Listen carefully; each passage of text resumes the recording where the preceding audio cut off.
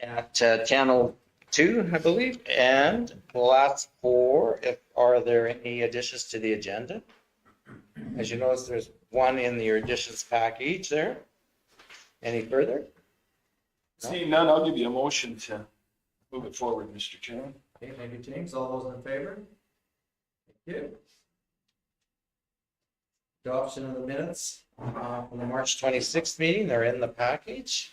We had a chance to peruse them. Paul? I didn't see any. Errors, so I believe that they're good. I'll move that we accept them. Okay, thank you. All those in favor? Carried. We have a delegation coming in at 11:30, and we'll move into reports. Starting on page 14, and Farah or Greg, who's leading. Awesome. So it's been a month or actually under a month now that we moved the meeting. So it's been a month of just getting everything ready for the springtime, and we're working on all of that. So we were doing some stuff with the new mapping programs, with the new truck, and then some product updates from the province. So compound 1080, which is the coyote control tablets, were deregistered in the late of 2024, and then they're rolling out some new changes that will be coming out when they come to re-register the product. So there were some issues with the packaging and the labeling of it, and then for next year there'll be some increased training for both distributors and users of the product. We've got some spray truck stuff still ongoing. Our parts, the last couple parts for building that second truck were shipped on Tuesday, so that's good. We have done a final collection of egg plastics at the transfer station, so for the chem jugs from our last delegation, last meeting.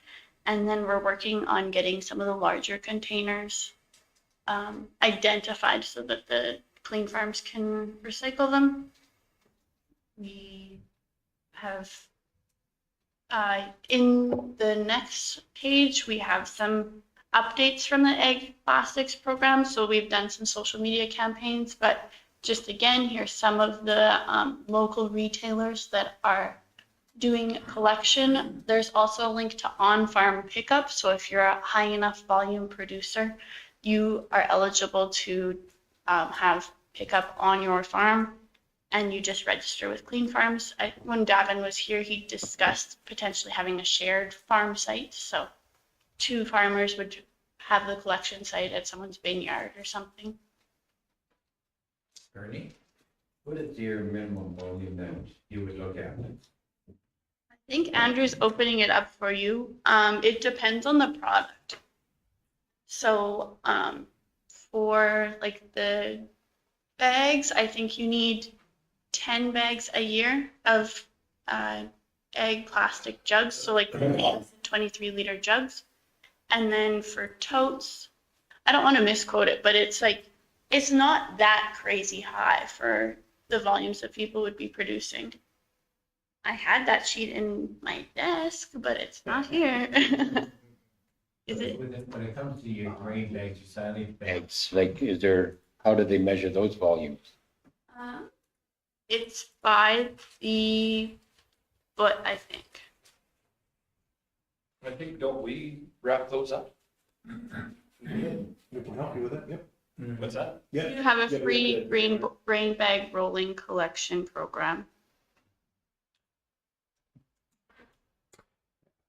See quickly, I don't see at a glance the minimum volume. I think he spoke to it in the presentation. Oh, here we go. Oh, you got it? Yeah. So you need 30 full collection bags of jugs. It's a bale of grain bags. So you need 30 to 40 bales of grain bags, or 10 bags of twine, or like 25 totes. So does one grain bag, would it make a cube or? Depends. Like some guys cut it like as they go through. So you get smaller bags that we sometimes do multiple rollings of, but in general, yeah, one is one bale. So would someone go out and kind of visually see? Because it could be very misleading. Someone would say, yes, I got so darn much, it very much justifies. But when you go out, it could be maybe half the volume and just throw a number at it. So, Mr. Chair, so Bernie, are you talking about the actual rolling of it? Yes.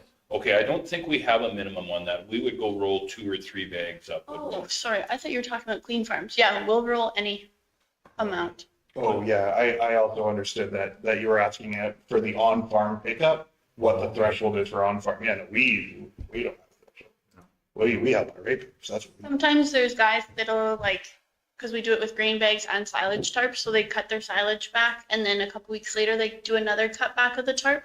So when they tell us that, we'll just do it on their last cut back, and they just store it under a pallet with some tires on it, and then we'll do one collection to save ourselves multiple trips to the farm for half bales. But we'll come out for any amount of grain bag, or come collect it and then roll it back at the yard if it's a small I amount. think that's where it makes up, like, you're relating to Having a full load in order to take it in. Mhm. Okay. The Clean Farm says that's what she was talking to about them coming to pick it up. They'll come. We pick it up and take it back and store it, do we not, or what do we do with the bale after it's baled? Yeah, we've got a storage facility at the shop, and then Clean Farms comes and does a collection from us When there. we get 40 bags or 40 bales, they'll come pick up from Okay. us. Thank you. Yeah, they're really good. Sometimes they'll even reach out when they're already swinging through and be like, "Oh, do you guys just have 5 or 6?" And we'll come pick them up. So it works out good. Just one note from this list, I think co-op also actually list. No? No. Oh, okay. They're still listed on the website. Lowell, do you have a question? I did. That's great that Clean Farms come out here.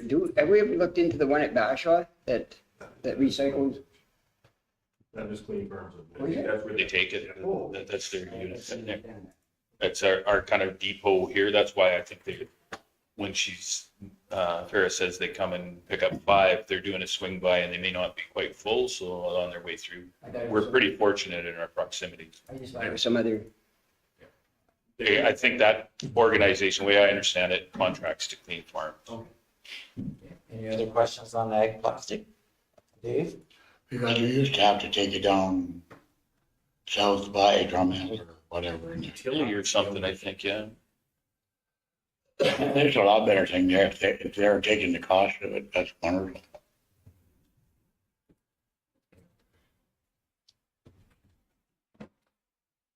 I see the county's already distributing this information on social media, so that's good.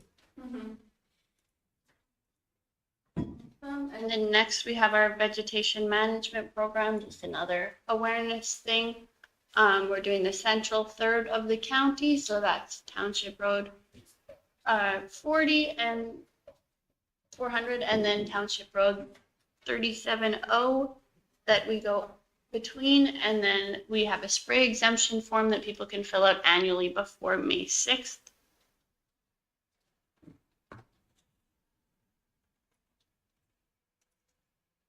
Then we were able to put that indoor forklift to use, changing where we store some of our grass seeding supplies, and hopefully this will reduce some of the pest issues we're having in the shop. Luck with that. They climb just as easy as they walk, I think, the buggers. Yeah, we've moved it out to cold storage, so. But that indoor forklift made light work of it all. We used to use the big forklift, and you'd have to Austin Powers 18-point turn your way out of there, so. You're dating yourself, Farrah. That's a pretty old reference for you, actually.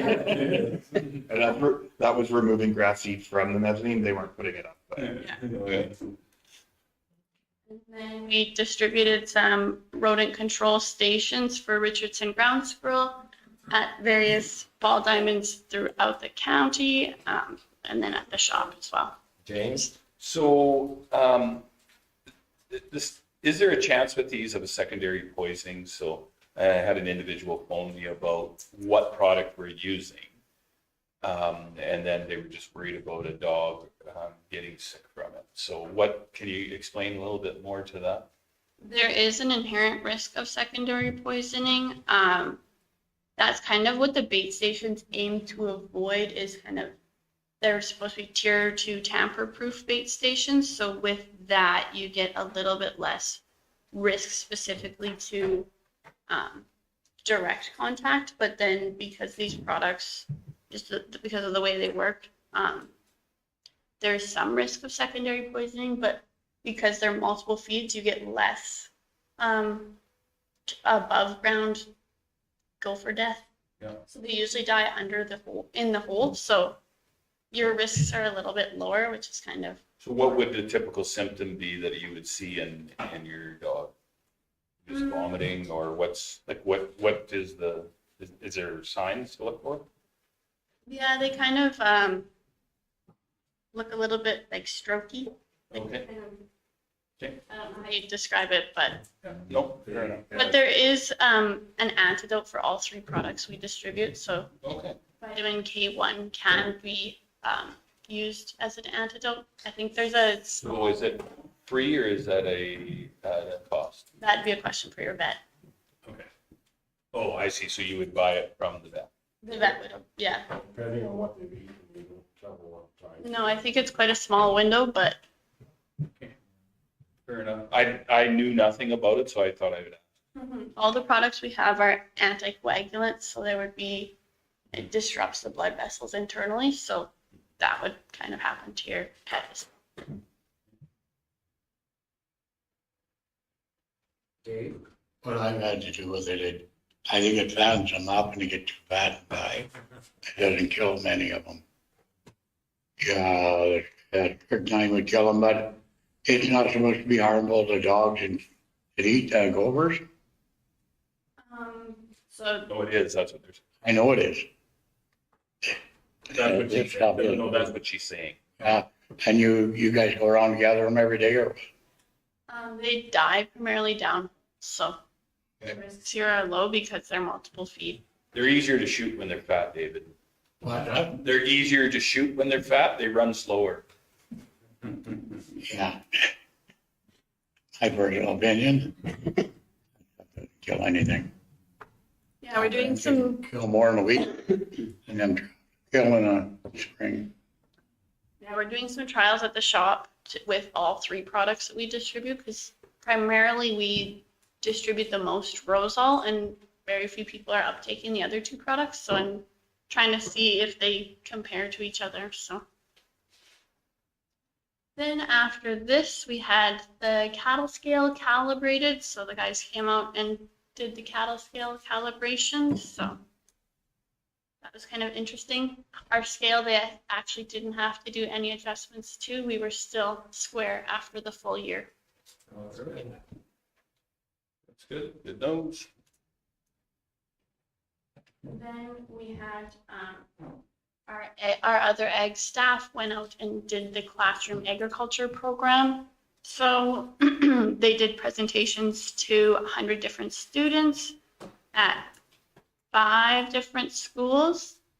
And they did both presentation and then a hands-on demonstration. So at each of the schools, they talked about all of the agriculture commodities in Alberta, and then they also did a hands-on demonstration on each of the students got to plant a seed and then they're caring for it. So we've already got emails from some of the teachers that the kids are excited that their seeds have sprouted. So our teachers are pretty good at the plant, and the plants grew. Were any of the classroom visits in the town of Stettler schools? No. Oh, That's We did a mail blast early in the year and we didn't get any uptake. Jake, the town ones. Okay, just wanted to know. speaking to the choir, I guess. That's the problem.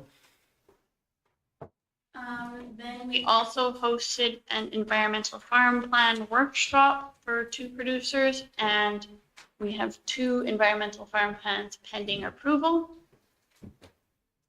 For the Agriculture Service Board bursary, as of April 10th, we had 4 applications. Now I have 5 on my desk. And we have a meeting scheduled to select the recipient, so. So the environmental farm plan, I had another producer ask me about that and how long is it good for again? 10 years. Okay, so after the 10 years, how many are we seeing continuing? I got a couple of questions. What does it garner you now if I have an environmental farm plan? Like, what do you gain from it? Yeah. So for some of the, like the Agri-Invest program, some of the larger producers have to have an environmental farm plan, or there's a couple other options of plans, but out of them all, environmental farm plan's the easiest. So to enter into the Agri-Invest program, you have to have some kind of sustainable or environmental farm plan. And then it also grants you access to some of the sustainable cap funding, specifically for the RALP program. Okay, so, and then after 10 years, have you had much to do with producers that are back on, like it's not back on, but who are renewing, yeah? I think the uptake of it was quite low before, because it used to be a 4-inch binder and you'd have to go through each page and add up all your risks, and then like it didn't filter it all. So it used to be like a 3-day course. I think they would have people come in and put on and walk you through every page, and then you could skip this page because you don't have that risk, and you'd rip it out of your binder and then put it on the side. And now it's easy. It's all on the computer. It's all auto calculated. You put in a couple factors and then it calculates your risks. So the only thing is, this producer was telling me that they went and redid their 10-year program and they were very disheartened by it because it wasn't what they expected. You know, if you didn't make a milestone, it didn't really matter. It wasn't an issue. There was no real benefit, I guess. So if you're thinking about it and you're going through it, if you are talking to some of those producers, I'd like to get more than just a couple of people's feedback. I mean, for us to say that this is how I'm going to make my decision, I don't know, but I get more feedback if you guys can. I don't know if it's a possibility or not. So just to be clear, the concern was that they didn't think their achievements were commemorated? No, not so much that, but it was a situation where I think what it ended up, this individual was very astute about it, and it was just a situation where it just didn't seem to matter. They was just check the boxes and moving on, right? Almost he was disappointed that there wasn't more cost and consequence to it. You know what I mean? Like, you didn't fix this problem, don't worry about it. It's not a big deal. But it was a big deal to him, right? So, Okay, it's not the program isn't necessarily designed to audit people or make sure that they do it. It's about being aware of that risk and then making appropriate changes to yeah, and I think, and I can't remember which finance program or what program he was with. It was a case that, and I have to remember exactly how he said it, that if there wasn't substantial change in his environmental farm plan, they were going to let him go, I think, or they were going to cut him loose. I don't know what it was. So there's another version. Maybe this person has there's like an EFP, and then there's EFP Gold. So for some of like the malting groups and stuff, they have to have a higher standard environmental farm plan. Okay. And I think that one has more metrics for growth, but I haven't dealt with that one yet. Okay. No, that, and you may very well be right. I think you're hitting the nail on the head. So good conversation. Thank you, Laura. So we have 5 bursary applicants now, and then we've got a date set to pick the recipient. We supported the Stettler seed cleaning plant at the Stettler trade show this last weekend. So we gave them a couple supplies for their booth. I stopped by on Saturday and they said they've had quite a bit of traffic and they thought it was worth their while. So they were happy for the support. That's good. Dave? 2 questions. One back on the barn plan. I looked into it. I thought it'd be a good way to, get my, around my well, new well. They would do the fencing and, to keep the cattle away from it. Stuff like that. But they looked at my fuel tanks and I'd have to redo them, put containment for them in. And when it all added up, I'd be spending about 3 times as much as I was getting. I didn't think that was a go ahead thing really. Did ex-service board put any money into the booth? I've been asked that. I was asked that question. At the last meeting, we made a motion to support seed cleaning plant with promotion, but we just, as the eggs department, we just supplied those two information materials. Didn't that come out of their 10 grand that we give them? We gave them an additional, I think we paid for the rental spot. We paid for the booths? stall. That's what they wanted to know. Thank you. That was done by motion.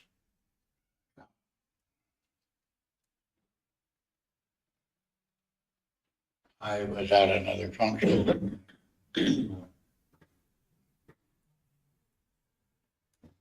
And that's all I have for my reports, unless there's any more questions. Does anyone have further questions for Farah?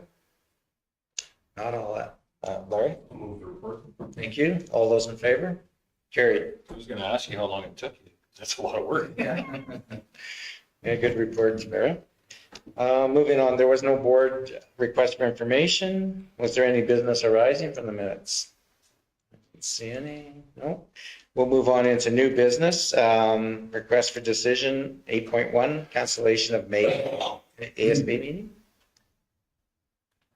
They're your training then and a busy time for you? Yeah, I think in the past we have a precedent of going into every other month meetings in the summertime, so. Yep. So is anyone willing to entertain that motion? Paul? Yeah, I'll do so. Option 1, turn. Option 1. Okay. All those in favor? I guess we have to reschedule the meeting too, won't we? Well, It would flip to automatically to June. Okay. automatically. That'd be my understanding. Yeah. I think we should have. Okay. Any other discussion? I'll call the question. All those in favor? Those opposed? Dave's opposed. Dave, Mr. Brewer. I think you should have one in May. Okay. That motion has passed. 8.2 is a memo brought forward on additions from Mr. Stevens, although he can't join us today. And that was the vet billeting. Yeah, so I'll just give Andrew a second to pull it up, but Counselor Stevens was approached by Dr. Colin Nicholas from Nomad Vet Services. He came to our October meeting as a delegation. Lacombe County has put together a billeting list. So Nomad Vet Services is a mobile vet clinic that services people all throughout several counties, and Lacombe has put together like an informal registry for families willing to host Dr. Nicholas while he's out on a call late and away from his home in Delburn. So he approached us wondering if we are interested in doing something similar. So the two questions, I guess, for you guys are, would you guys are all kind of evenly distributed throughout the county? Would you guys be interested, or would we want to proceed with this separate billeting list of county-wide people? Okay, I guess Or are we interested in it at all? yeah. I guess we'll start with our own board. Is anyone in our own board interested in being a billet for Dr. Nichols? We talked at one point about the spot that we're having doctors on, like, he's another doctor in our community. So just so you're aware, he has the ability to sync in with the healthcare professionals portion of the housing authority. I think we have 8 rooms right now that are available. So at any given time, if they're open, he's able to bill it there for any given time. And there's a shower and there's full access. We're working on having it so that you can come in the back door without without disturbing anybody else with a keypad. So that's the next go-to position. So We have 6 interviews now though, right? what's that? At the last meeting, we had 6 that were being used. Yeah, I think there's eventually we would like to get to 14, I think, that are I open. would be not sure, available, yes. but I think we have 8 right now. But, yeah, Okay, I think that's one option we could pass to them is that. And I think they do know about it already. In their last meeting, they made contact. The housing authority at the time wasn't sure if that fit the mandate, but the board did say yes, that is something that we can. Yeah. Okay. Any other discussion? Dave, you have more? well, the other 2 vet clinics, I don't know if that is this guy here, that fair play or whatever. The other ones have looked after villaging their own people. So I don't know whether we should favor one veterinary clinic over the other 2 that we have here. Just something to think about. Great. If I may, Mr. Chair, I think what we're looking for mostly is it's a voluntary billeting system. So, I mean, there's no payment going to be, there's no exchange of funds. It's just a registry so that Dr. Nicholas would have a list and contact numbers. And those people would be aware that if he was in the area and he was requiring somewhere to stay, that they may be contacted and would have that place for him to be able to set up camp for the night, eliminating long drives, and potentially also allowing him to be able to meet the services within our area a little more efficiently, in the fact that if he's out this way and he's got a few more, he can meet the demand efficiently without having to make the miles, saving our ratepayers funds in travel expenses as well, and improving the service overall throughout the county of Stettler for veterinary service coverage. I'll be honest, I would have to check with my first wife to make sure that this is something I would be okay with. But it would be something I would definitely look at for sure. So. Yeah, same here. I'd be interested if he was in that area, and we're quite a ways from the rest of civilization. So, And I know there's a number of farmers out there that have, their barns are well set up to have sleeping quarters in it. So I think it's something we could definitely do for sure. and so through our social media, we could pitch that as well. If someone in the community was interested in being a billet to get their information, I guess, to say RA Service Board, and that could be passed on to him as well. I think we can start the ball rolling on this. Gregory? If I may, Mr. Chair, as well, this is a list that could be compiled in more of a general term. It wouldn't have to be set specific that this will be used by Dr. Nicholas solely. It could be something that could be circulated to the other vet clinics that do business throughout the area. I know we do have veterinarians that are coming into our county from Bashaw, Panoka area. So there are other veterinarians that are traveling great distances throughout our county that it may also suit them as well. So we could circulate the information for their use. Okay. Yeah, also to that, when the clinics in town are bringing new vets to town, they may need a place to stay, and they're more than welcome to utilize the housing authority. If the rooms are available, they should be aware that they could have somewhere for them to stay. Because a lot of times you have even a new vet that comes to town, they may not have a place to stay in. If they're staying in a hotel room for a long period of time, it gets expensive. So. I think we should send that out, that they're welcome to stay over here at Hardhaven to all 3 vet clinics. Just call them to either started a new vet clinic, so the one in town, in case you get 2 people coming in, and Maverick. There are 3 main ones, just as long as everybody's equal, and they send it out to them.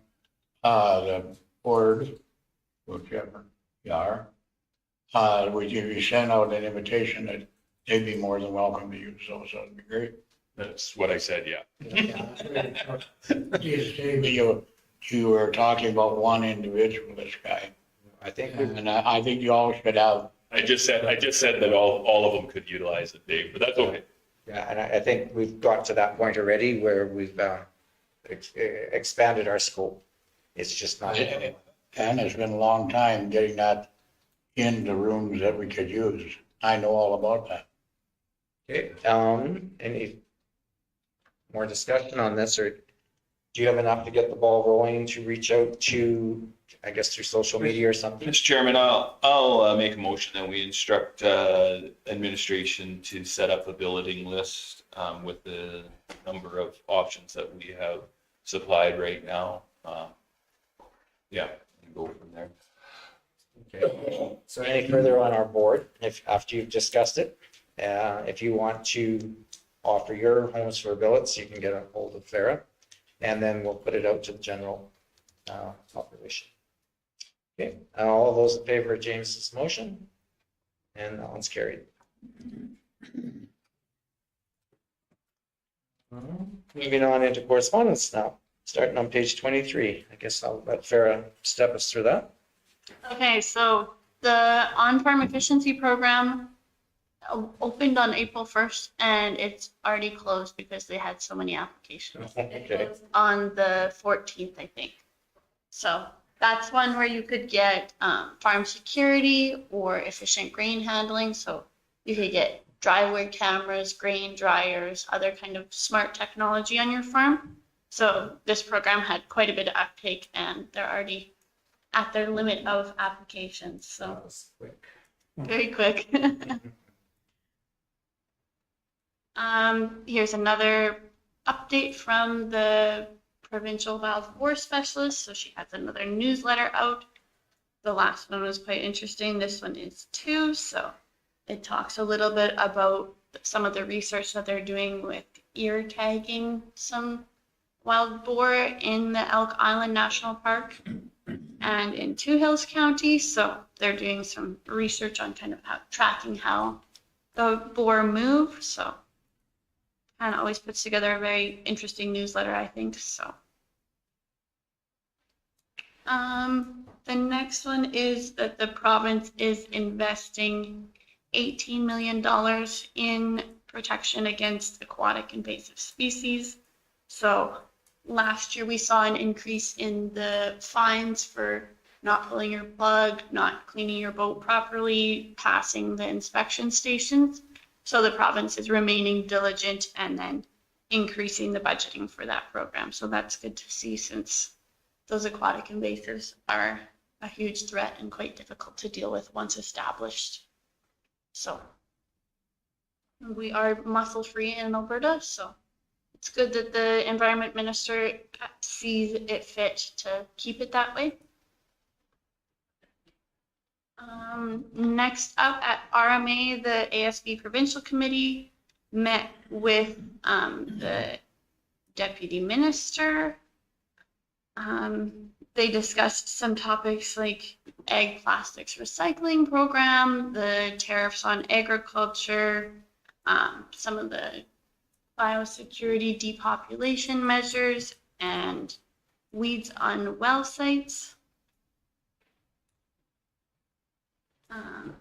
They also hosted a delegation from ARDAR, so results-driven agriculture research. So they've been working with that.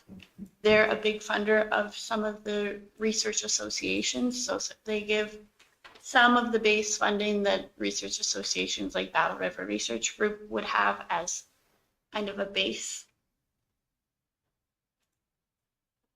They also gave us another update on our resolution that the county of Stettler sent out in 2024. They've also opened discussions with wild boar producers on the effectiveness of the Pest Act. So that's ongoing. The provincial committee has a meeting with the deputy minister tomorrow to get a direct debrief about this situation. Then we've got some correspondence from Clear Hills County regarding the ASB conference. And then we've included Battle River Research Group's annual report, just as a refresher for when they come later today. After that, I've included some of the information. Oh, that's what's next. We've included that the province of Alberta, with some of the drought that's coming down, typically when they transfer water licenses or change them over, they do a 10% holdback. They've removed that to increase water availability and increase the accessibility to get more water users on stream. That's kind of a promising development for them addressing drought. Mr. Gender, here's the actual stats for what you need for on-farm pickup for ag plastics recycling. This is the poster. Then we've also attached a triple rinsing tutorial, which I think you asked for last meeting, Mr. Nyberg. And then the Great Twine Roundup that Clean Farms is doing is also included in the package. So that closes on May 31st. So 4-H clubs can collect some of this twine in the twine recycling program and be eligible for cash prizes.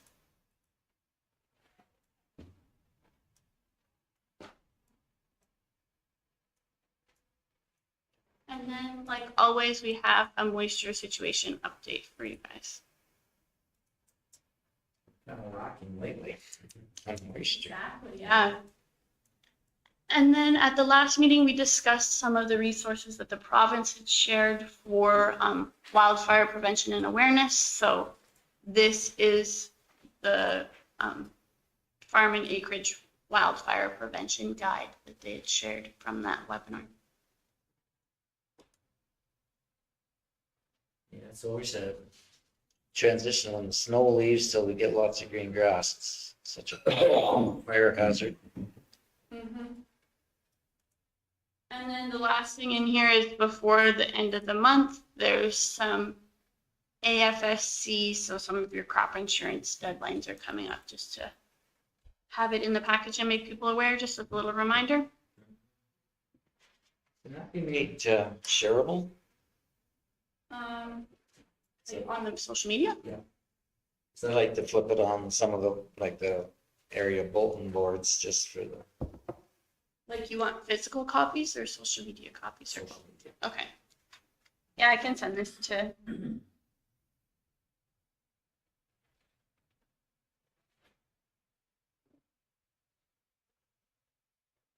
then that's all for correspondence unless we have questions. Okay. Is there anything further that anyone wanted to discuss of the correspondence? Not, I'll ask for mover to accept it. I'll move to accept it. All those in favor? Carried. Moving on to finance, 10.1, we have a verbal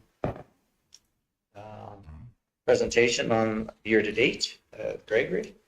Thank you, Mr. Chair. So basically what we'll start off in our revenue side, we are seeing already a little over 82% of our forecasted revenue for the services and rentals side of our ledger, which is a good measurement as we have people that are circulating and utilizing our rental fleet and items that we have available for them. As well, we have a rodent control where we're sitting at 49% of our estimated sales. With this, we will see a decline as we hopefully get more moisture. The snow is gone. When the grass starts to green up, that food source then becomes less palatable to our rodents, the gophers, etc. So they tend to not utilize and take up that much of the rodent control poison. So we'll see a decline now going forward into the summer months of the sales of that item. Moving forward with that, when we get into more of the expense side of our report, we are utilizing the funds well. We are sitting well within budget on many of our line items. We are going out next week and we will be doing our initial inspection again for the spring run to get all of our egg wells up and running and moving. We've had ratepayers request dates for when they will be opened. I safely said that we would be well and running by the May long weekend with efforts to make sure that we're doing it before that time. We have a lot of agricultural producers who are, with the warm temperatures that we are seeing and the moisture that we do have in the ground, are looking to start pre-season burn-offs with their programs sooner than later. So we will make all efforts to make sure that our egg loader wells are up and running so that they'll be able to utilize that service to assist them in that operation of their own projects. Going through that as well, we are seeing roughly 50% in our office supplies / computer equipment. We have utilized our budget line items there to assist us in getting some new equipment and utilizing. We have full staff that's coming on this year, so we have got some new iPads and things, as well as we've set up a more useful and welcoming station in the egg service bay for Farah to utilize when she's working with seasonal staff to assist with orientation, learning, and education, which is going to work out great. And with that, we have seen a bit of work with our vehicles as we're into that time of season. So we are utilizing our vehicle equipment and repair. We are seeing that just over 50%, right on par really for the year as we gear up and get rolling forward with our equipment for the season. That's good. No red flags. So is there any questions for Gregory on financial? Just on that little bit, the spray program, when we start spraying like the old brushing stuff, when would you see us starting that? Clarify, sorry, can you So clarify? the brushing that we did in the fall, we go back and spray, right? So when do you start, or have you already started? Typically, the spray program begins in mid-June. Okay. So just have that time for training in May and getting everything set up and everyone orientated. So early June. When you'll start spending the big bucks on chemical. Well, and I mean, at the same time, we want to make sure that we have that significant enough regrowth of foliage that when Farah and her spray team roll through, that they're going to have good uptake and we're going to get the control that we definitely are looking for. So yeah, no, absolutely. We've had some, Farah's made some great strides with our tracking and our mapping equipment that we're going to be utilizing. It is coming light years ahead from the days of old, it seems like. And as well, Farah's put together an amazing information package and forwarded it on to our mapping catalyst. And we'll be working with them to kind of extend our tracking and our abilities even farther. So it'll be great changes to come in our ability to be able to monitor and relay to the public exactly where we sprayed, what the product was, et cetera, and things of that nature. So. Okay. Any other questions? Dave? You're not gonna be out spraying the stuff you took off after last fall? No, The brushing, yeah, any of the brushing, brushing you did last fall. so any of that Sprayed it, live brushing that we did last fall, right? if it comes up this year good and green, we will be hitting it this year. Active growth stage, we are going to be spraying it to get it knocked down. Okay. Any other questions? Not, I'll ask for a motion to accept the report. James, all those in favor? Carried. And there are no board member reports this month. And events, Stettler County Fair Fence Show. So It's primarily going to be focused with support from ASB. yeah, so with the county fair, we are actually putting in more education this year. So we'll have 2 afternoons. So July 30th, so that's a Wednesday, and then Thursday, July 31st, we'll have 2 days of afternoons packed with education, and we'll have a big canvas tent set up and then have kind of 1 hour info sessions. So we're calling it an education station. And the first day is education station rooted in ag. So that will be all agriculture focused and focused on kind of crop production and weed management. And then the day 2 is education station garden groundwork. So that will be more of an acreage hobby gardener kind of day. So we hope to attract kind of different or overlapping crowds, but appeal to the masses with both of those days to try and get some more education pushed out. And then we'll also be continuing our booth like we had last year.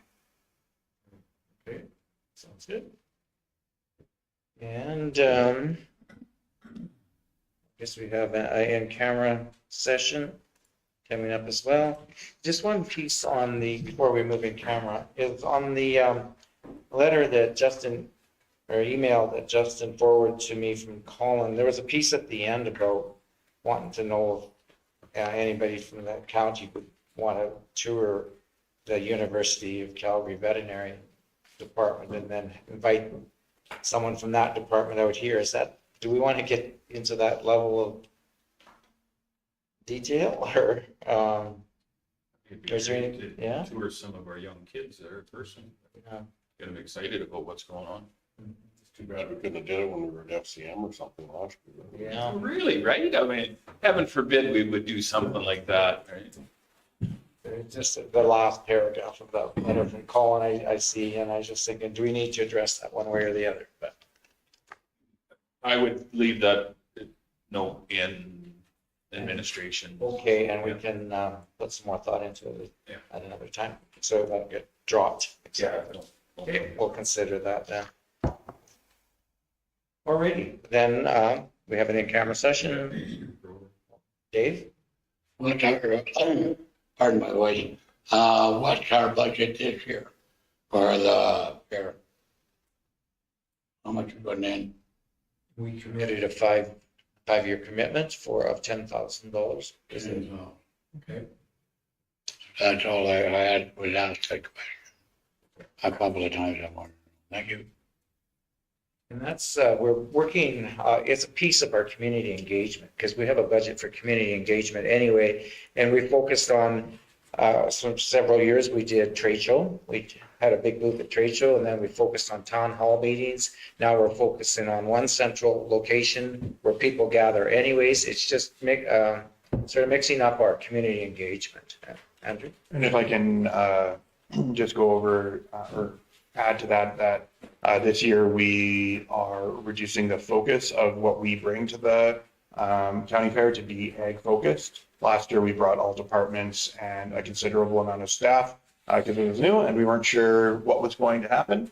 But certainly the audience we had there was very ag focused. And so we can save quite a lot of man hours by focusing on these, education stations and just hitting the target audience, which is great because that's a natural synergy.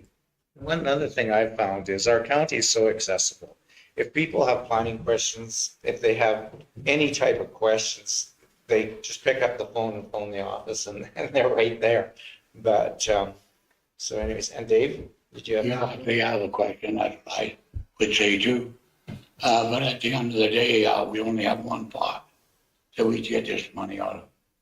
That doesn't matter what we call it, and that's all I want to put into this. That 10 grand comes from the same pot as the 20 grand did last year. And 10 I can live with. Thank you. Well, I think it's a point that we need to, Mr. Chair, if I could, and just the fact that we're an agricultural producing county, and I think we need to support our agricultural producers on a regular basis. I think it's very important that we focus on rural, and I think this is a good opportunity to do that. So I'm proud of what we do.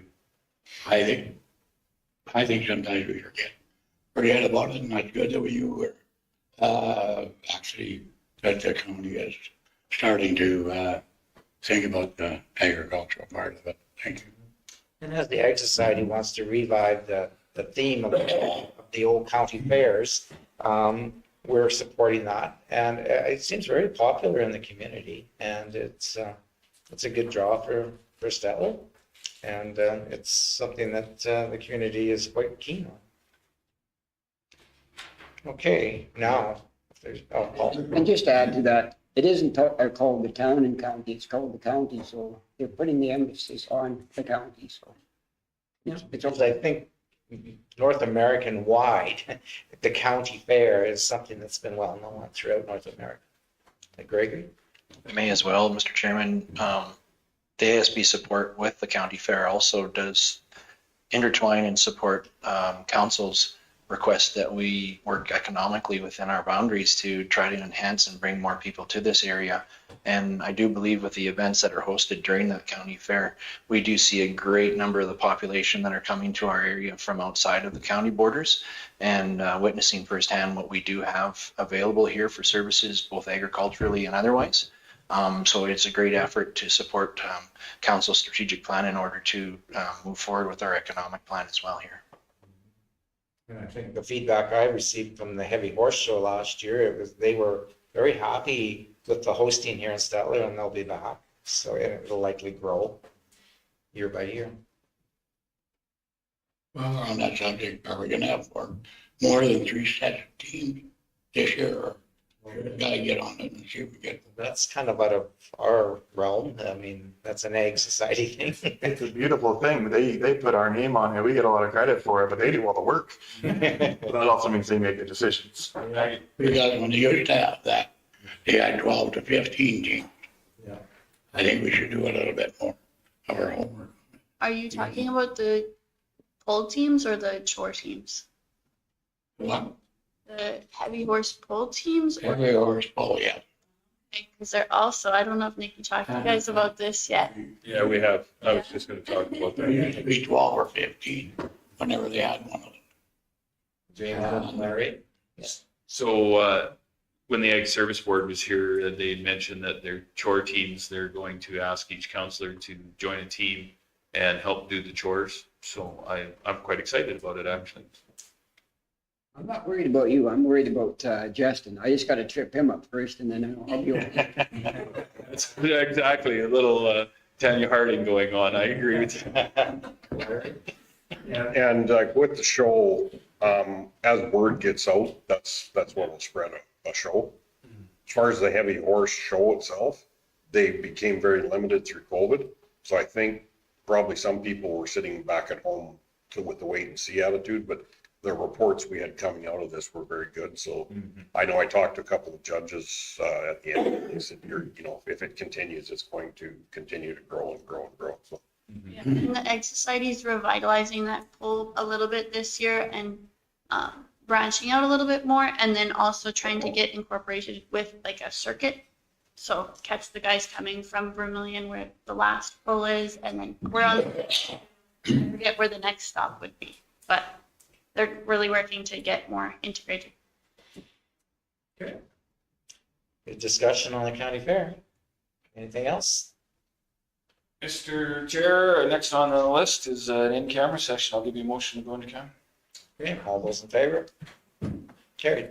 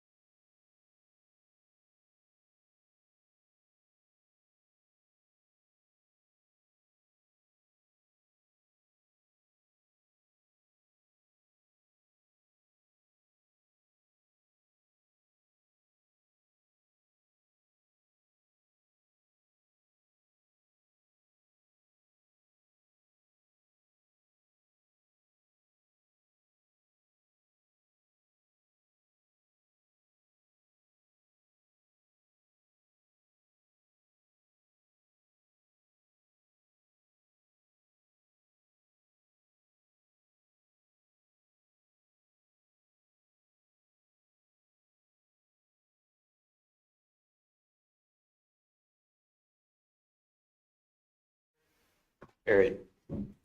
Okay, and? I'll make a motion that we send a letter to the Minister of Agriculture requesting scrutiny into some of the departments and what's being handed down and lack of staff in the departments.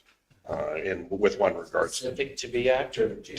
to bees, but in general, because we're finding it in a lot of our requests is that we don't have the support from the government. It's coming back to our Ag Services Board. So you'll know the rest of the stuff to put in, Andrew. Yeah, you bet. But general theme is requesting resourcing for his own enforcement. James? And Thank you, Mr. Chair. And I think it's not just one particular matter. I think it's a number of matters where the provincial government tells us to stay in our own lane. They tell the federal government to stay in their own lane. We're telling them to stay in their lane, but also make sure and deal with what's going on in their lane so it doesn't bother us, right? So I don't want to be the enforcer if there's somebody else that's supposed to be doing it. They have the position, but they don't have a person. Exactly. Okay, all those in favor of James' motion? Or Larry's motions, I'm sure. Yeah, okay, and that one's carried. Our next meeting should be June 18th, correct? It is, yeah. Pardon?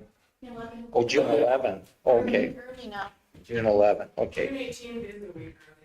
yeah, there's no way it could be the 11th. That'd be or the 18th. Maybe it's 18. Yeah, you would have been the 25th. June 18th, okay, I was right. Okay, June 18th. And Mr. Chair, I'll give you a motion to comfort break till Yeah, 11:30. I'm just gonna say we'll have a recess for 5 minutes or so until our delegation gets here.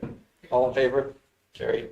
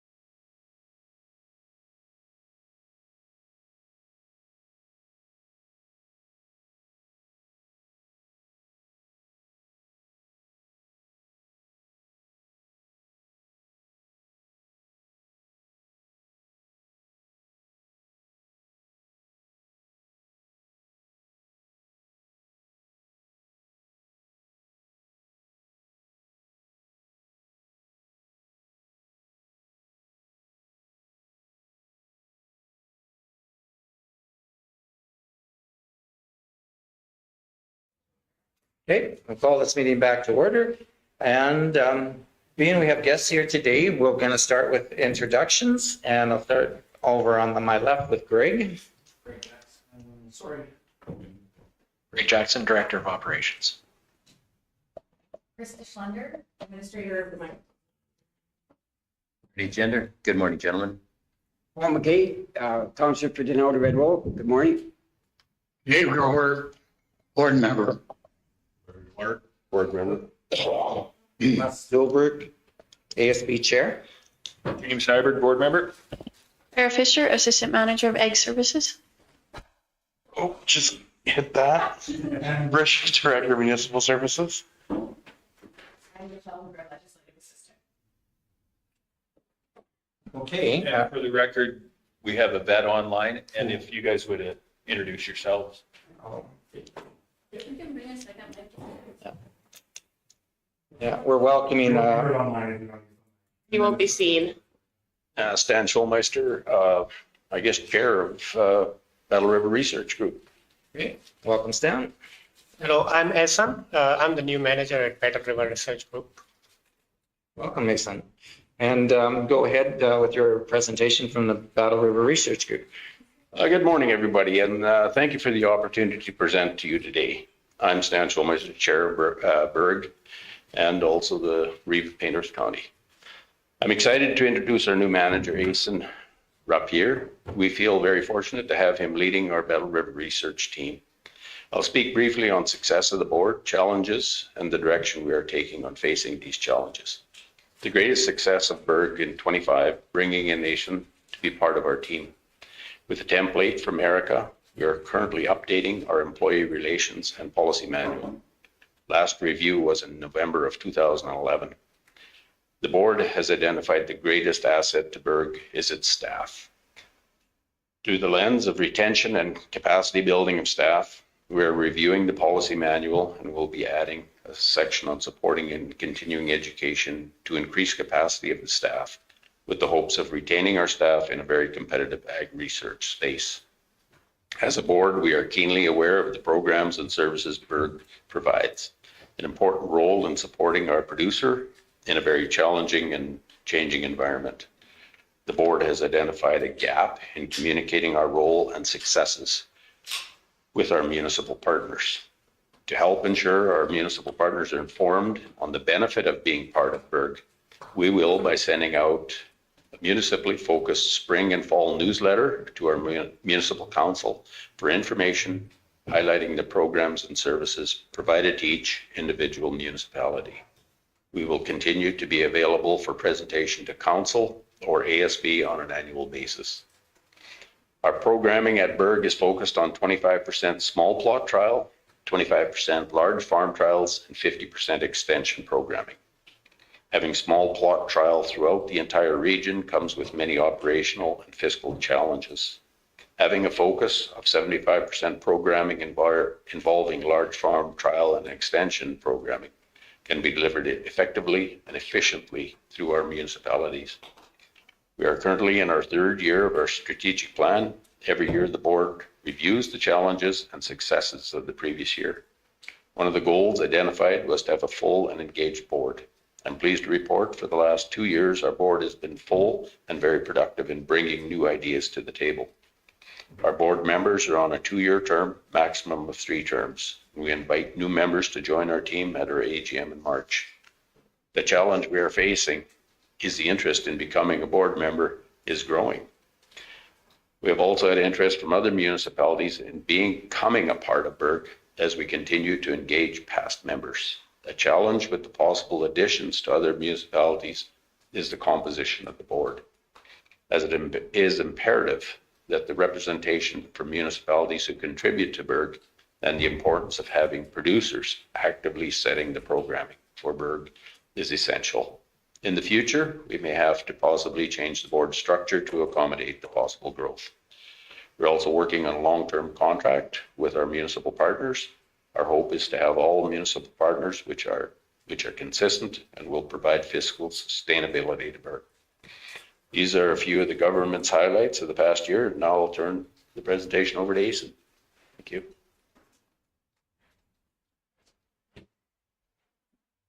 you.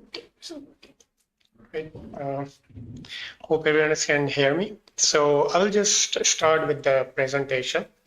And the goal of this presentation is to give you research and extension updates for the last year, as well as to give you a plan of 2025, what we are going to do this year. So Stan is our president. Well, he was a vice president. He just became president last week in our election. So he's our new president, and I'm the new manager. I joined Battle River Research Group about 3 months ago. So I'm new also to this setting. That's why I wanted to come and, see the faces as well and present this in person. So this is our board of directors. You can see it's pretty full. We have 14 board members, and they are representing different partnering counties. We have members from Flagstaff. We have members from Stettler County, Panther, and Beaver, as well as we have one member from Camrose, as Stan mentioned, that we are looking forward to expand our partnership with more counties in the future. This is our staff. So the first name is mine. So yes, and I'm the manager here, and I'm working as a full-time. And then we have Alexander Olson. He's a full-time research and field coordinator. So he's mainly responsible to take care of small plot research trials and on-farm research trials. So anything related to research, he's mainly responsible for those activities. And the second full-time coordinator, extension coordinator we have is Kabir, and he mainly works on extension events. He's responsible to do all the extension events throughout our partnering counties.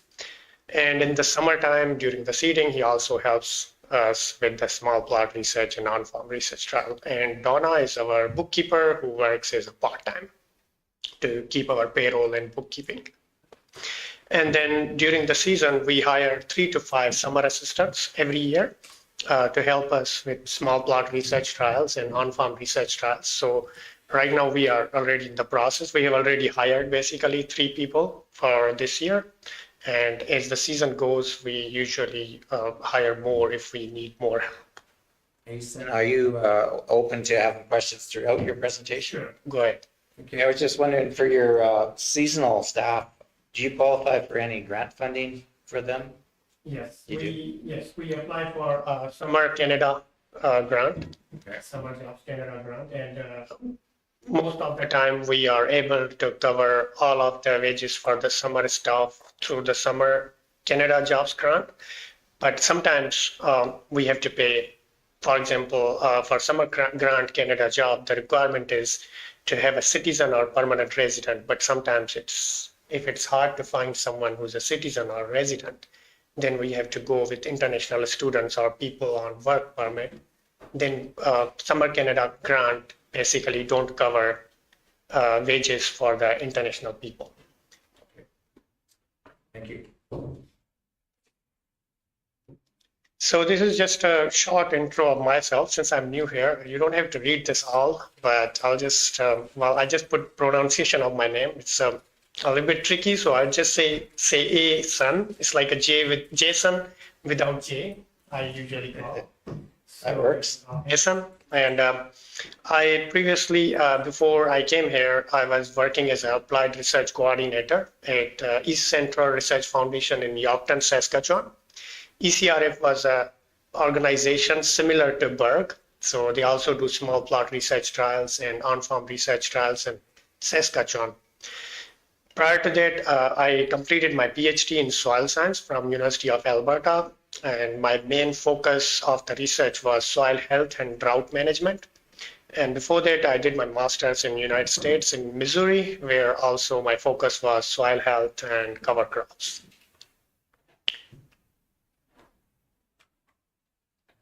So this is our strategic plan Stan was talking about. We are in the 3rd year of our strategic plan. We built this strategic plan with the help of ERICA, our umbrella organization. And I just highlighted few points in here, but the goal is there are many things we have been doing so far, but then there are many things from this strategic plan we still have to do. So I've just highlighted few. For example, one of our main goal going forward is to increase our on-farm research trials, because we have been focusing on small plot research trials in the past, but then again, when we go to the producers, usually their question is, if your experiment is working on this, 10 by 10 feet plot, does it mean it's going to work in my 100-acre field or not? So for that, when we do on-farm research trial, there is more accuracy and we are more confident to, address the problems producers have. So yeah, that's one of the going forward this year and next year and coming years is to increase our on-farm research trials, as well as increase our exposure to the different communities. For example, one of our weaknesses from the past I realized is that we don't have so many publications. While we have a lot of research data sitting on our hand, but we have never published those in peer-reviewed journals, which kind of, I feel that, we have less exposure to the scientific community because of that. And many people do not know about our research because we are not publishing that research in the international journals. And this is just an outline for the last year. So 2024, we had 4 number of sites. All of those sites were in Flagstaff County because we try to keep our small plot research trials within this Flagstaff County, because if we do it in other counties, it will be very difficult for us to, move our equipments and everything for seeding and harvesting and all those things. So usually our plan is to keep the small plot research trials within Flagstaff County and look at the other partnering counties for the on-farm research trials with the help of producers within their counties. So last year we had 22 small plot research trials, and there is just a brief list of the trials we did. We have 7 regional variety trials covering different types of crops, specialty crops as well. We had 3 collaborative trials with secondary institutions, with Lakeland College and University of Alberta. And then various of our trials are in collaboration with other research associations throughout the Alberta.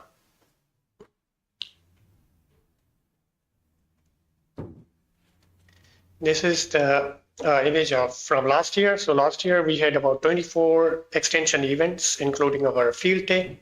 Out of those, 4 extension events were in Stettler County. These 4 posters you see from left to right, the first 4 posters are the one which occurred in Stettler County. We had also 1 environment farm plan workshop last year, and we are continuing to do so this year as well. That's good. I think those are really important to have. Did you get a good uptake on your grazing school? Yes, there was a pretty good output in terms of how many people attended. And we are thinking to do the grazing business school again this year. I'm not sure which county so far, but we might roll over. But yeah, we got good response, and we're definitely going to do it again. That's good, yeah. So these are just, you don't have to read all those, but just the posters of all the extension events we did in 2024, just to give you a snapshot what kind of events and where they happened.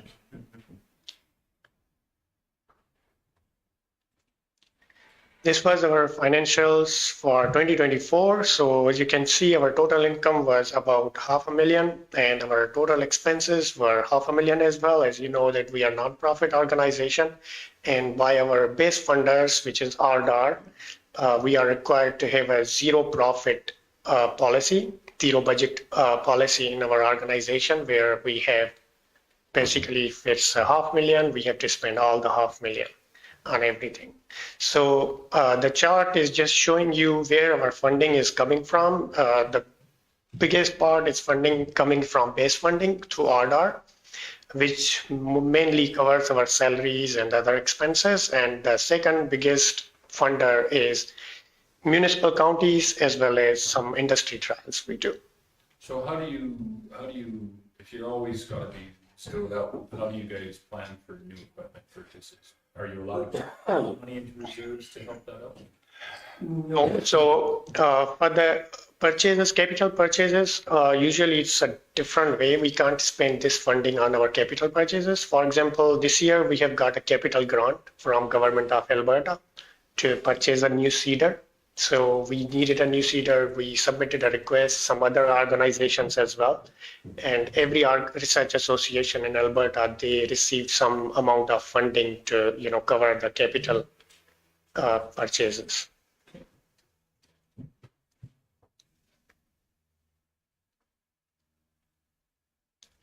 So this is our 2025 plan. So far, small plot research trials, we have about 18 to 20 small plot research trials already planned, which we will be doing. And other than that, we will do crop production workshops this year as well. We got good response for that. We will continue doing environmental farm plan workshops.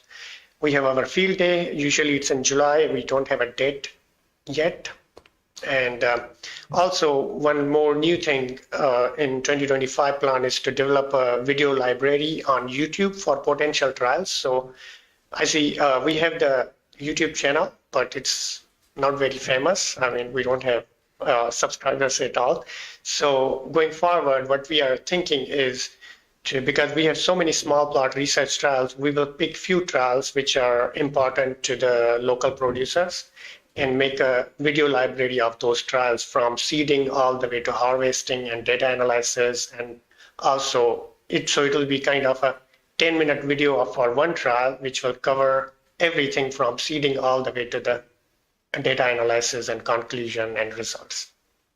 So this is just to, increase our exposure on the social media as well, and, to try to reach out more producer communities.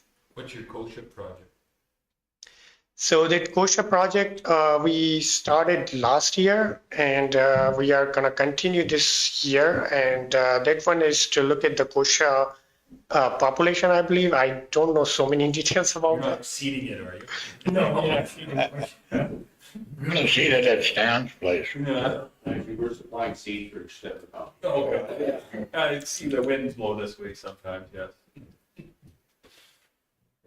And can you expand a little bit of, on your deep root cover crop trial? Yes, so deep-rooted cover crop was a trial with the crops, and then we had cover crops already seeded in there, and we had these ring infiltrometer. So basically, we make a ring, and then you insert that ring inside the soil, and then you pour the water down, and then you see how much soil water retention is there, how much soil moisture is actually captured due to the presence of cover crops in there. So you note the timing. So you do it on the bare plots where there are no cover crops. Then you do it with different mixes of cover crops. And then you see how much water holding capacity those soils have and how water is penetrating through the soil profile in presence and absence of cover crops. Okay. Yeah, that's interesting for sure, yeah. I would think that would translate into your grazing program too. Anything that's overgrazed wouldn't retain as much moisture as something that's got covered on grazing lands. Right. Yeah. Cool.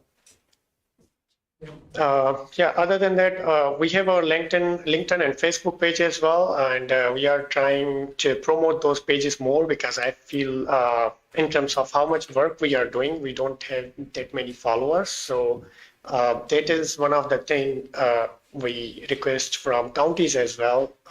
If there is any possibility to promote our pages like LinkedIn, Facebook, or YouTube pages, that would be great. That would give us more exposure to the bigger producer community.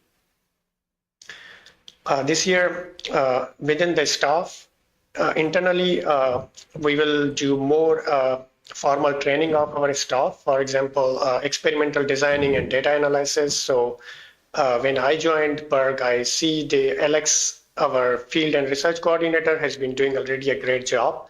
But then I find that we can make it more efficient by using some different data analysis software. I have experience of those. So we will be doing some internal formal training for our staff to learn more complicated data analysis as well.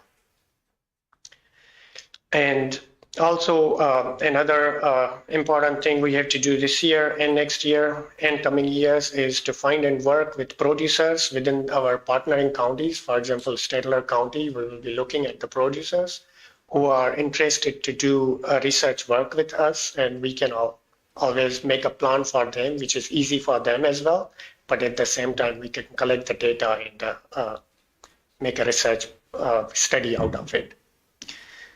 And this new thing about distributing newsletters. So every year we will distribute 2 newsletters to every partnering county. So one will be coming in next couple of weeks. And that first newsletter would basically give you a plan of what we are going to do this year and what our plan is and where we are and everything. And then second newsletter will be coming by in the fall after we harvest. And that newsletter will give you the results and everything, whatever was planned for the whole year, results and a summary of all the projects which we did in Stettler County or even other projects throughout the other counties. So at this point, do you have any of the larger trial plots in our county for 2025? So this is the next slide. Oh, okay. So we already found one producer who's willing to do research with us. And he's about 15 kilometers south of Boda, Nelson Cattle Development Farm. And we have already planned first trial with him. It's about covering 70 to 100 acres of corn. So what we will test is we will test different conventional tillage versus strip tillage in corn. And then we will be also looking at the different depths of fertilizer. So we will be applying fertilizer at 4-inch, 6-inch, and 8 inches of depth. And then we will look at the effect of those different depths of fertilizer as well as different tillage management systems on corn yield, weed control, and soil moisture content. That's for this year. For next year, since this producer is very interested in participating in research, he's willing to do a research on a long term up to 3 years. So for the year 2 and 3, well, this plan is tentative and it's contingent on funding basically. So year 2 and 3, we will also measure soil carbon stocks. So we will look at the soil carbon stocks, soil moisture, soil temperature. We will also look at greenhouse gas emissions, which are coming from that cornfield. So greenhouse gas emissions from conventional tillage versus strip tillage, and then different depths of fertilizer. Now this I wrote tentative because it's very expensive to analyze samples for greenhouse gas emissions.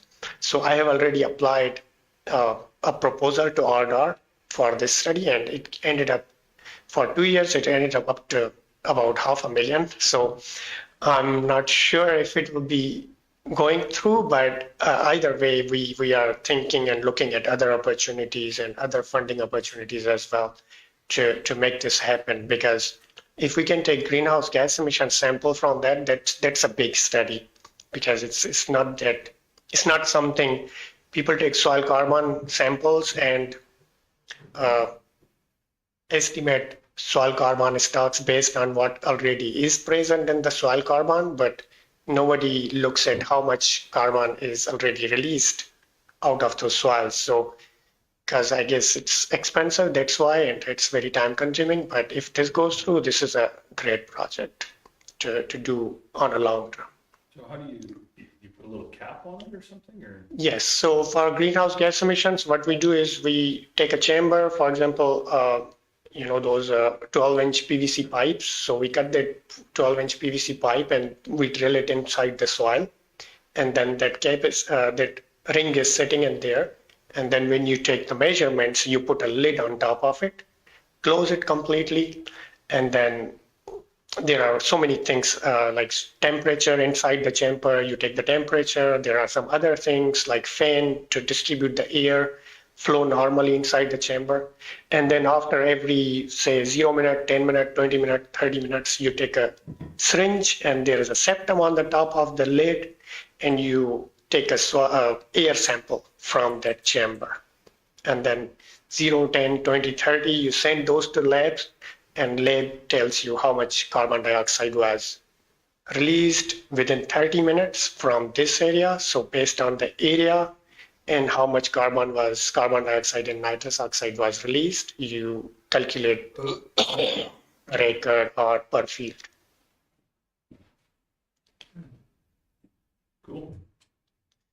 So yeah, so that one is plant, and then second one is corn soybean intercropping with the same producer. Actually, he just talked to me last week, and he's interested to do another trial with us as well. So we are doing another trial, which I'm not sure if we'll be doing or not, or if we'll be doing maybe for 1 year only, because funding is the concern in there if we are covering 2 big on-farm research trials and collecting so much data. But I think I'm going to go with that corn soybean intercropping and just take simple measurements like yield and soil moisture content, which is not that expensive to us.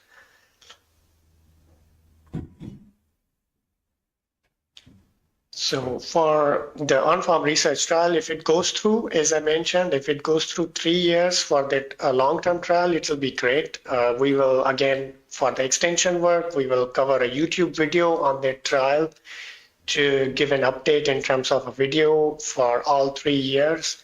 And if we get the data for 3 years from that, that has a potential to publish in an open access peer-reviewed journal, so everyone can easily access their data and results. And then again, the comprehensive report of this on-farm research trial will be published in our annual report at the end of the year. And also, I will plan to do a poster or oral presentation in one of the soil health conferences in Canada or in Alberta in next 2 years or 3 years to present the results in conferences.